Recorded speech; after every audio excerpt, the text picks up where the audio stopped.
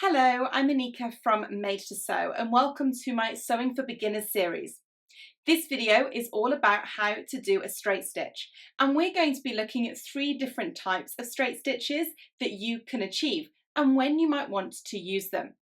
Now, the straight stitch is the stitch that you're going to be doing the majority of the time. And a standard straight stitch is going to be using a length of 2.5 millimeters. However, by amending the length of the straight stitch, we can actually create some different stitches. And I'm going to be explaining to you when you would use them. As I said, your standard everyday stitch is going to be a length of 2 to 2.5 millimeters. And that's what you will use for most things. You can use that in dressmaking, quilting, you can use that in home furnishing projects, craft work. That is your everyday straight stitch. On my machine, I use the button here to amend the length. Your machine might be different. You might have a dial that you use instead. Some machines don't actually offer you the ability to change the length. They might just give you a number of different straight stitches, in which case I recommend you have a play. Stitch them all onto a scrap of fabric and take a look at the difference between them. You will find that you do have a very narrow straight stitch or very short length and a very long straight stitch. And that's what we're going to be looking at here. Begin with threads towards the back or side of the sewing machine. Pop your fabric underneath the presser foot. You want to have about 1/4 inch to 5 millimeters behind where the needle sits. So you want to have a little bit of fabric behind where that needle is. This will help to pull the fabric through the sewing machine. Begin by holding onto your threads, turning the hand wheel to position the needle into the fabric. I recommend, whilst you are doing these practice seams, that you try and practice following some lines on this metal plate here. You will get better sewing a straight line as you start to practice. Begin by sewing 2 to 3 stitches forwards and then 2 to 3 stitches backwards. And we'll begin sewing using the 2 to 2.5 millimeter stitch length. When you get to the end of the seam, you will stop, and you will stop about 1/4 inch, 5 millimeters from the edge of the fabric. You will find that it's easier to sew to the edge of the fabric rather than to start at the edge of the fabric like we were discussing before. It still does help the sewing machine, if you can, to stop about 1/4 inch, 5 millimeters from the edge. As always, it depends on your project. Sometimes you have to sew right to the edge of the fabric. Stitch a couple of stitches backwards, a couple of stitches forwards, and then take your fabric, lift your presser foot, take your fabric out of the machine and cut it off. And that is your everyday straight stitch. Now we're going to take a look at what would happen if you were to decrease the size of this straight stitch. So by reducing our length to 1.5 millimeters, we're going to be creating a very short straight stitch. This stitch is fantastic as a reinforcement stitch. You want to use it in areas of projects that are going to take some strain. You might use it in dressmaking when a pattern asks you to stay stitch a garment around a neckline, around an armhole, to prevent the curves from stretching. You might use it in dressmaking in perhaps the centre of a V neckline, or in an area they ask you to reinforce because you're going to cut into it with a pair of scissors and you don't want the fabric to stretch or to fray. You could use it in craft work when you're perhaps going to again cut quite close to the stitching line, or in the bottom of a bag where you want to really reinforce that area. It really is a stitch that's going to give you that extra strength. The other time that it can be useful to use a stitch with a short length is when you're working with a fabric that is very, very fine, perhaps a silk, a chiffon, a georgette. Sometimes you will find that a smaller stitch length does work better on these finer fabrics. It's just something for you to play around with and have a test with. Start with your presser foot down and your needle in the fabric. Hold the threads and begin sewing. Again, with this reinforcement stitch length of 1 to 1.5 millimeters, you're going to want to usually do a forwards and backwards stitch. 3 stitches forwards, 3 stitches backwards, and then you can sew. You will find that with this stitch, because the stitches are much smaller, that it is slower feeding the fabric through the sewing machine. You might find that you're able to increase the speed that you are sewing at.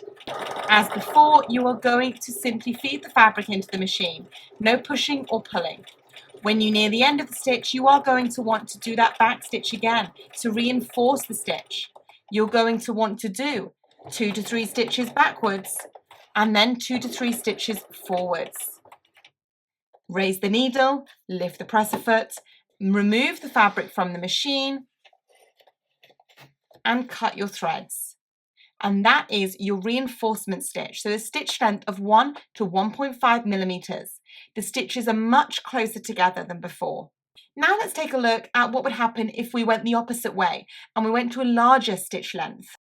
At the opposite end of the scale, we're going to be looking at a straight stitch with a large stitch length of 4 millimeters or greater. Now this straight stitch can also be referred to as an easing stitch. Now, what is the word easing, you probably ask? I like to refer to easing as mini gathering. You're going to be completing the same stitch, which is a stitch length of 4 millimeters or greater, for easing or for gathering. But it depends on how much of the fabric has to be shrunk up. I refer to easing as mini gathering because you do not see that the fabric has been eased or gathered when it's finished. An example is in the sleeve. You don't always see a gathered sleeve. However, a stitch length of 4 millimeters might have occurred to have allowed the sleeve to fit into the armhole, because often a sleeve will be larger than the armhole. Another reason for using a stitch length of 4 millimeters or greater is for a term called basting or tacking. You can use this if perhaps you are sewing a garment together. It doesn't have to be a garment, it could be a home furnishing project, a craft project, and you're wanting to check that it goes together okay, and perhaps test it, perhaps check that you've matched the pattern if there was one to match. That's when you're going to use this stitch length, because it's easy to remove if you need to, and it's also quick because the stitches are longer. Again, I have begun with my presser foot down, needle in the fabric, holding the threads. Now for this stitch, I am doing the length of 4 millimeters, however you can do greater. With this stitch, you may or may not want to backstitch or to fix or lock your stitches. If you're using this to perhaps put together a garment roughly so that it's easy for you to unpick if it's wrong, then by all means do a backstitch to stop it from coming undone.